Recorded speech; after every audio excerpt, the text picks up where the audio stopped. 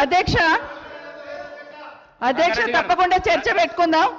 అక్కడున్న లేపాట్లకు వచ్చిండ్రు, ఎక్కడ పోయినారో తప్పకుండా చర్చ పెట్టుకుందాం. గౌరవ ముఖ్యమంత్రి గారు ముఖ్యమంత్రి అయిన తర్వాత కేసీఆర్ ఇంటి మీద వాళ్ళ కాకి నా ఇంటి మీద వాళ్ళతో కాల్ చేస్తాడు. ఎంతమంది ఉన్నారు అధ్యక్ష ఇప్పుడు అక్కడ? ఎందుకు చేర్చుకున్నారు అధ్యక్ష?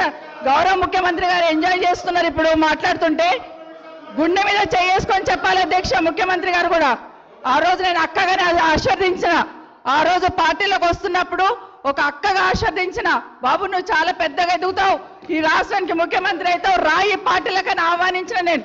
ఈ రోజు మరి నన్నెందుకు కక్ష తీర్చుకుంటున్నాడు నాకు అర్థమైతలేదు. ప్రతిసారి ప్రతి అసెంబ్లీలో ఒక్క నిమిషం ఆగండి చెప్పనియండి.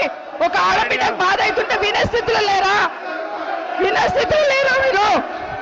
ఎందుకు నన్ను టార్గెట్ చేసిండు? మాట్లాడి చెప్పండి అధ్యక్ష. ముందు కంట్రోల్లో పెట్టండి అధ్యక్ష. అధ్యక్ష ముఖ్యమంత్రి గారు ఒక మాట అన్నారు కేటీఆర్ గారిని, నీ వెనక కూర్చున్న అక్కలను నమ్ముకోవద్దు, మోసం చేస్తున్నాను. ఏం మోసం చేసినాం అధ్యక్ష?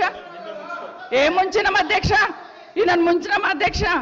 ఈయనను బతిన్లాడి పార్టీలోకి రా తమ్ముడు అని చెప్పి, నువ్వు వస్తే భవిష్యత్తులో ఈ పార్టీకి నువ్వు ఆశాకిరణం అవుతావు అని చెప్పి పార్టీలకు ఆహ్వానించినా లేదా గుండె మీద చేసుకొని చెప్పమనండి అధ్యక్ష. ఎందుకు టార్గెట్ చేస్తున్నావు? ఏం మోసం చేశాం? ఇప్పుడు కాదు అధ్యక్ష, ఎలక్షన్లు వచ్చినప్పుడు కూడా నా కాన్ఫిడెన్స్ అట్లే కానీ అధ్యక్ష.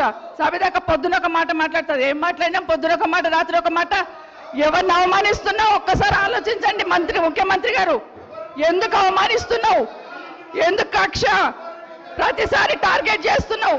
ఈరోజు ఏం మోసం చేసినాం? మేము ఆడబిడ్డలం విత్డ్రా చేసుకోవాలి అధ్యక్ష.